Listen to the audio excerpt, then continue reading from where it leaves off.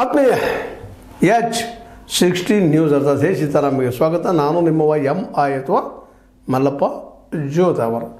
ಒಂದು ಕಡೆ BDCC ಏನಪ್ಪ ಜೋರಾಗ್ತಾ ಇದ್ದಾರೆ, ಇನ್ನೊಂದು ಕಡೆ ಸಿದ್ದರಾಮಯ್ಯ ತೆರೆಯಲು ಜೋರಾಗ್ತಾ ಇದೆ.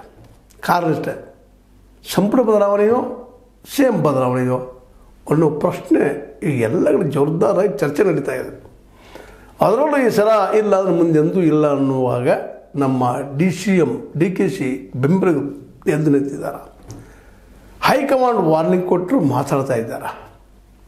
ಇದೆಲ್ಲ ಗಮನಿಸಿದಾಗ DKC ಅವ್ರಿಗಿಂತಲೂ ಅವ್ರ ಬೆಂಬಲಿಗರಿಗೆ ಭಾಳ ಬೇಕಾಗಿದೇನೋ ಅಂತೇಳಿ ಏನೋ ಅನಿಸಿದ್ರು.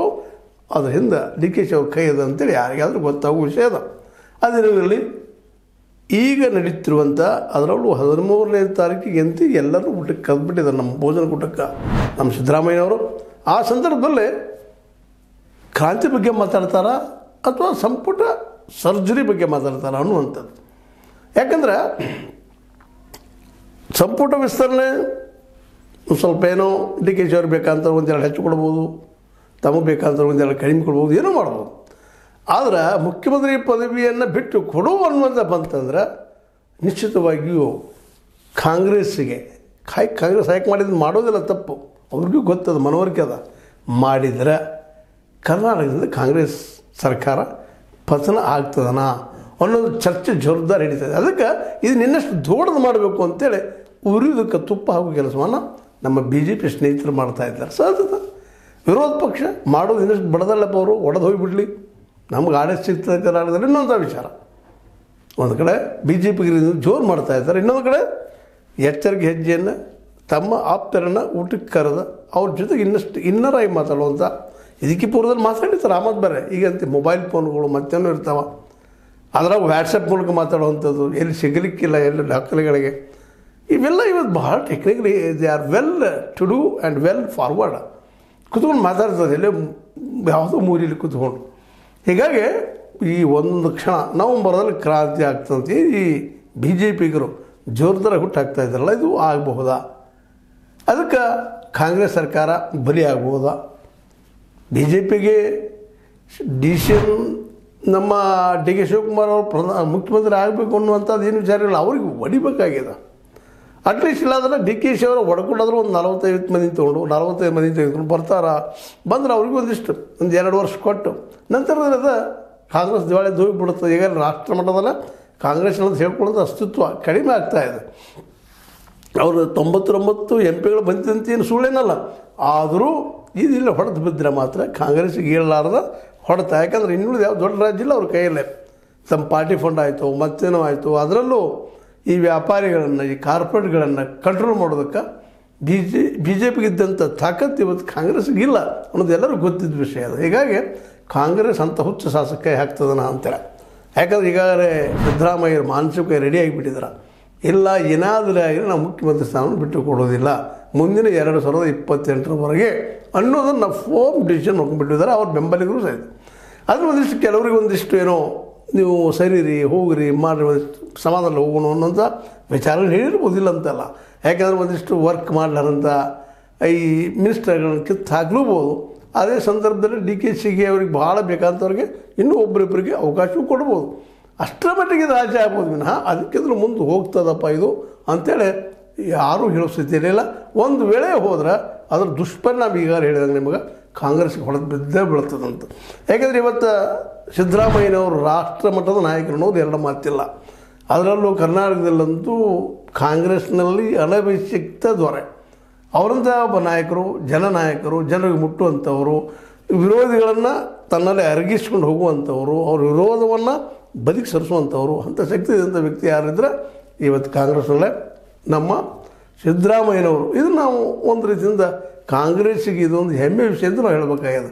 ಆ ಸಂದರ್ಭದಲ್ಲೇ ಇಂಥ ಒಂದು ಸಂದರ್ಭದಲ್ಲೇ ಅವರಂತೂ ಇವತ್ತು ambitious ಇದ್ದಾರೆ. ಈಗ ನಮ್ಮ ಹಿಂದೆ ಹೇಳಿದ್ದೀನಿ ನಿಮಗೆ, ಅವ್ರು ಮುಖ್ಯಮಂತ್ರಿ ಆಗುವ ಕನಸು JS ಪಾಟೀಲ್ ಅವ್ರಿಗೂ ವಯಸ್ಸಲ್ಲಿ ದೊಡ್ಡವರು, ಅವ್ರ ಜೊತೆ ಕಾಂಪಿಟೇಷನ್ ಮಾಡಿದಂಥವ್ರು ನಾವು CM ಆಗಾವ ಅಂತೇಳಿ ಆಗ ಡೆಪ್ಯೂಟಿ CM ಆದರು ಮಾಡಿದರು ನಮ್ಮ ದೇವೇಗೌಡರು.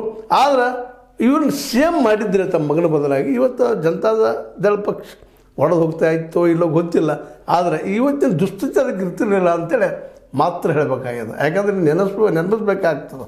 ಯಾಕಂದ್ರೆ ತಮ್ಮ ಮಗಳು ತಂದ ಸಿ ಎಮ್ನ ಮಾಡಿ ಅಂದ್ರೆ ಎಚ್ ಡಿ ಕುಮಾರಸ್ವಾಮಿ ತಂದ ಇವರು ಹೊರಗೆ ಹಾಕಿದ್ರು. ಅದು ಬಿದ್ದ ತಕ್ಷಣ ಇವರು ಮುಖ್ಯಮಂತ್ರಿ ಮಾಡೋದಿಲ್ಲ, ಮುಗಿದು ಹೋಯಿತು ಅಂತೇಳಿ ಮುಖ್ಯಮಂತ್ರಿ ಸ್ಥಾನಕ್ಕಾಗಿ JDSನ್ನು ಬಿಟ್ಟು ಬಂದವರು, ಅಹಿಂದ ಸ್ಥಾಪನೆ ಮಾಡಿದವರು, ಹೋರಾಟ ಮಾಡಿದವರು, ತಮಗೆ ಒಲ್ಲದ ಕಾಂಗ್ರೆಸ್ನಲ್ಲಿ ತಮ್ಮ ಬದುಕನ್ನು ಕಟ್ಕೊಂಡವರು ನಮ್ಮ ಸಿದ್ದರಾಮಯ್ಯನವರು. ಹೀಗಾಗಿ ಅದೊಂದು ಆ್ಯಂಬಿಷನ್ನ CM ಆಗಬೇಕು ಅಂತ ಇವತ್ತಿಗೂ ಅದು ಹೋಗಿಲ್ಲ.